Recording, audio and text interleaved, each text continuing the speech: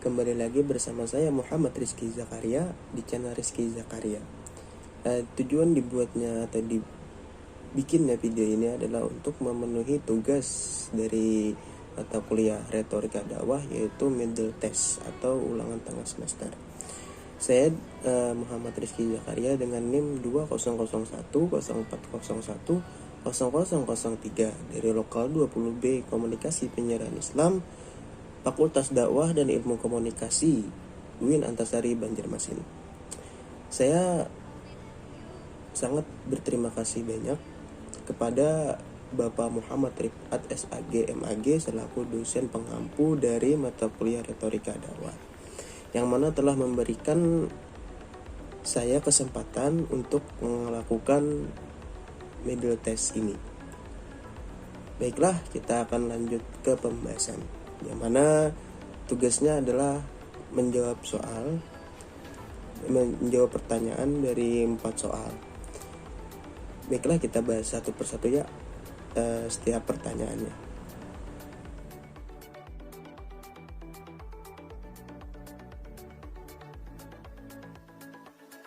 Baiklah, kita memasuki pertanyaan yang pertama, yaitu apa itu retorika?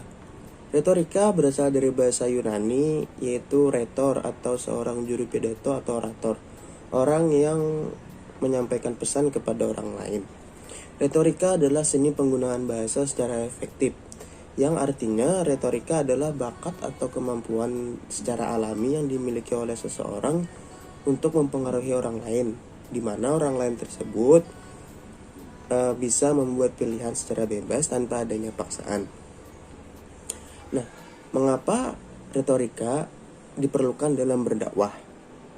Dakwah itu sendiri artinya seruan atau ajakan kepada umat manusia untuk kembali kepada jalan yang benar, kembali kepada fitrahnya, guna merealisasikan ajaran agama Islam di kehidupannya untuk keselamatan dunia dan akhirat. Maka dari itu perlu adanya retorika dalam berdakwah. Islam itu adalah agama yang damai, agama yang tidak suka dengan perang ataupun kekerasan.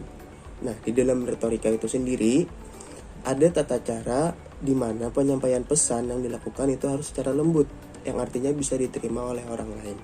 Itulah gunanya retorika dalam berdakwah.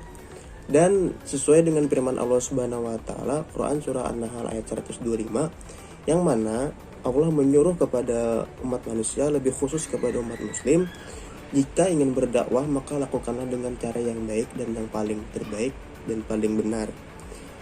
Nah, itulah gunanya retorika. Karena di dalam retorika sendiri itu tidak ada yang namanya kekerasan, pemaksaan gitu.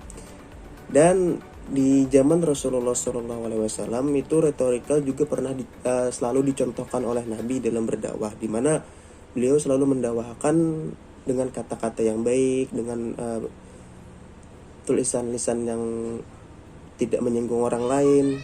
Itu termasuk retorika. Di mana ada dakwah, di situ ada retorika.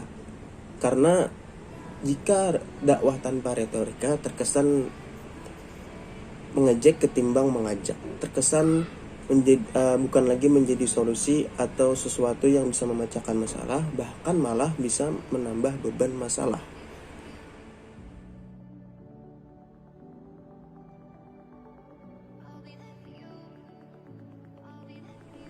Baiklah, kita lanjut ke pertanyaan berikutnya, yaitu pertanyaan nomor 2.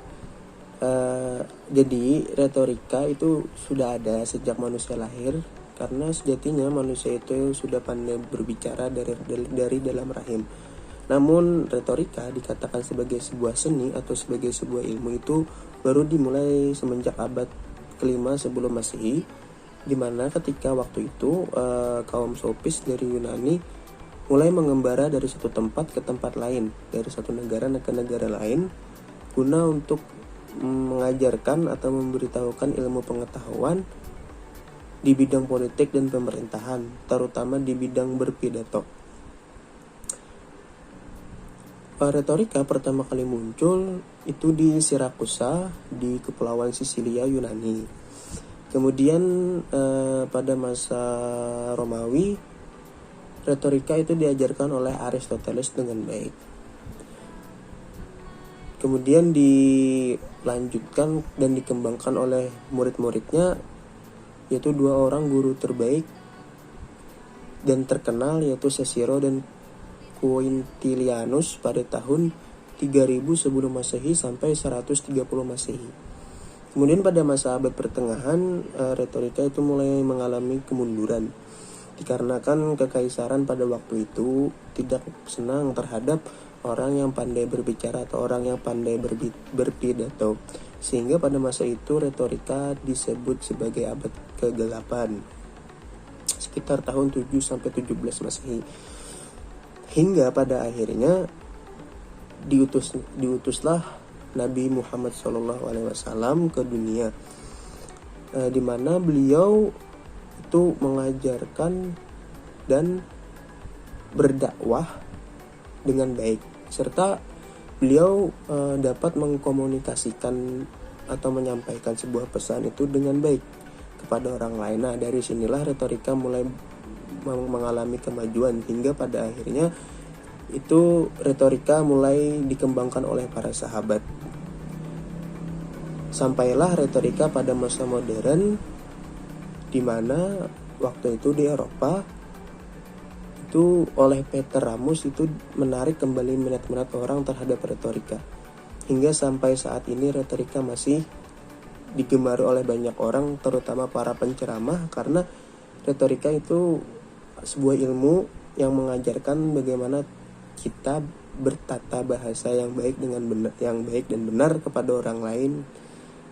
Itulah gunanya retorika dalam berdakwah.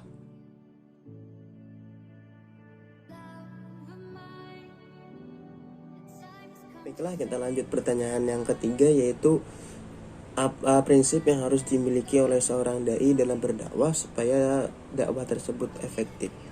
Yang pertama yaitu mengamalkan sebelum mendakwahkan. Artinya, kita sebelum mendakwahkan sebuah ilmu atau sebuah informasi kepada masyarakat, kita harus mengamalkan apa yang kita sampaikan tersebut. Jadi, sebelum pesan tersebut sampai kepada masyarakat, kita harus terlebih dahulu mengamalkannya. Karena terkadang di dalam masyarakat, perbuatan yang kita lakukan itu lebih sering dicontoh daripada lisan yang kita sampaikan. Jadi di dalam masyarakat tuh praktek itu terlebih dahulu dilakukan sebelum menyampaikan sebuah teori. Yang kedua adalah memiliki pengetahuan yang mumpuni. Artinya kita harus memiliki pengetahuan yang melebihi di atas rata-rata masyarakat. Pengetahuan yang mumpuni artinya kita bisa mampu menjelaskan dan menjawab persoalan-persoalan yang ada di sekitar kehidupan masyarakat.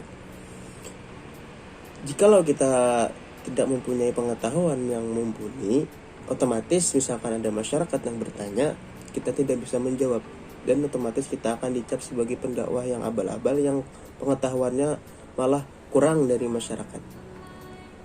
Terus selanjutnya ada tulus dan ikhlas. Jadi kita dalam berdakwah itu harus tulus dan ikhlas, tanpa adanya paksaan, tanpa adanya rasa stres dalam mendakwahkan. Karena misal kita ikhlas dan tulus, masyarakat juga akan menerimanya dengan baik dan melakukannya dengan baik. Ibarat kayak kita ikhlas menyampaikan sebuah pesan, maka masyarakat juga pesan yang disampaikan dari kita tuh akan masuk ke dalam ingatan dan akan dikerjakan oleh masyarakat. Dan juga jangan lupa atas niat Allah dan tawakal. Mempunyai rasa semangat. Artinya dalam mendakwahkan tuh kita jangan tidak semangat. Harus semangat, karena misal kita pendakwah itu tidak semangat, otomatis masyarakat yang kita dakwahkan juga tidak memiliki semangat untuk mendengarkan ceramah dari kita. Mau praktek, artinya seperti yang saya jelaskan sebelumnya, bahwa kita mengamalkan dulu, terus ada teorinya kita sampaikan, terus kita praktekkan lagi kepada masyarakat, supaya masyarakat itu mengetahui tata cara yang benar bagaimana pelaksanaan dakwah yang kita sampaikan. Istiqomah artinya kita terus-menerus melakukan hal tersebut, itu dakwah terus-menerus artinya tanpa terputus. Dan jangan lupa juga kita berdoa kepada Allah Subhanahu wa taala agar selalu dimudahkan dan dilancarkan dalam mendakwahkan apa yang kita sampaikan.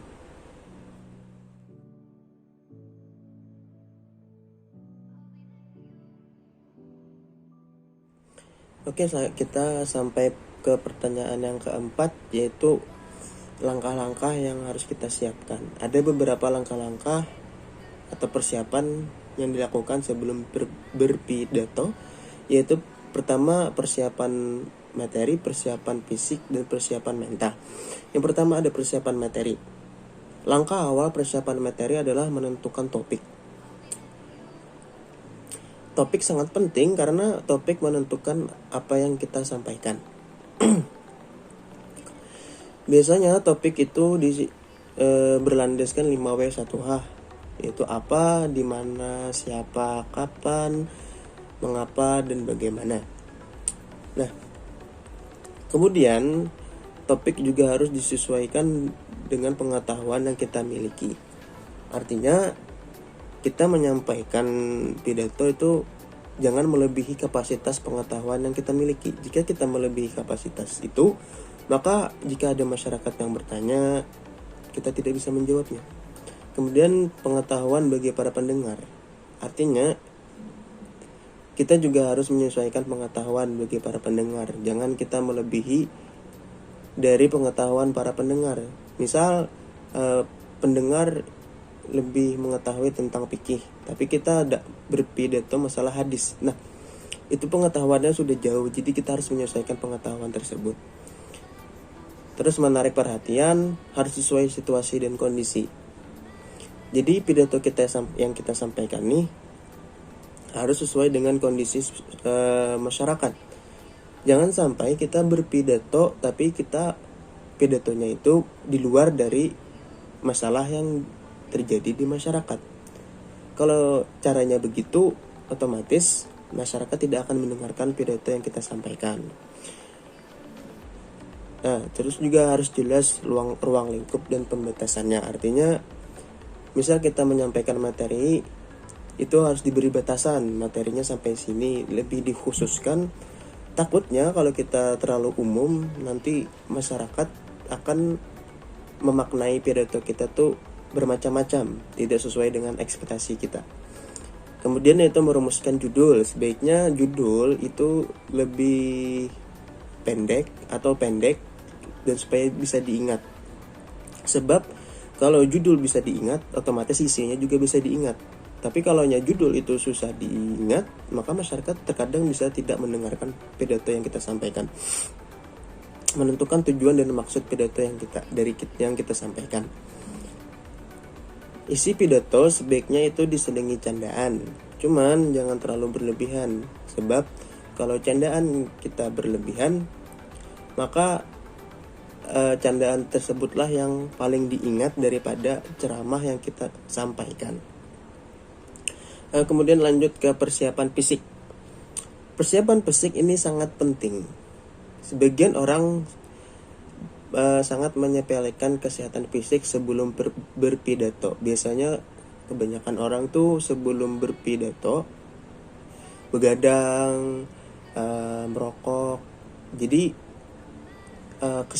persiapan fisik itu kita loyo atau turun down, jadinya kita terbata-bata dalam menyampaikan pidato atau tidak ingat di naskah pidatonya. Kalau badan kita sehat, insya Allah kita bisa menyampaikan pidato dengan lancar dan baik. Gerakan tangan, gestur tubuh itu sesuai dengan apa yang kita sampaikan. Langkah-langkah yang bisa kita lakukan dalam persiapan fisik ini seperti olahraga secara teratur dan berkelanjutan. Hindari makanan yang mempengaruhi atau mengganggu tenggorokan atau suara. Istirahat yang cukup, jangan terlalu tegang atau stres. Oke, selanjutnya ada persiapan mental. Ini juga penting, persiapan mental, yaitu ada keberanian dan kepercayaan kepada diri sendiri untuk menyampaikan sebuah pesan kepada orang lain. Nah, langkah-langkah yang bisa kita lakukan adalah selalu mendekatkan diri kepada Allah Subhanahu wa taala dengan banyak berdoa, selalu minta dan doa kepada Allah supaya mental kita selalu dikuatkan.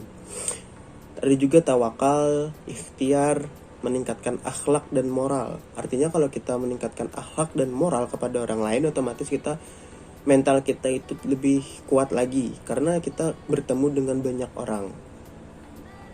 Kemudian melakukan dialog dengan diri sendiri. Artinya kita di dalam kamar atau semisal lagi sendiri itu berdialog dengan diri sendiri, itu melatih mental. Kemudian berlatih dari hal-hal yang kecil. Semisal kayak kita menolong orang lain, mental berlatih secara kecil-kecilan lah. Baiklah, sekian penjelasan atau beberapa jawaban yang telah saya sampaikan. Semoga apa yang saya sampaikan bisa bermanfaat bagi kita semua. Jika ada kesalahan kata dalam pengucapan kalimat, ada kesalahan gestur, ada kesalahan gerak, ataupun kata-kata yang telah saya sampaikan itu berbelit-belit, saya mohon maaf, saya minta maaf, minta ridho, minta halal. Akhirul kalam, assalamualaikum warahmatullahi wabarakatuh.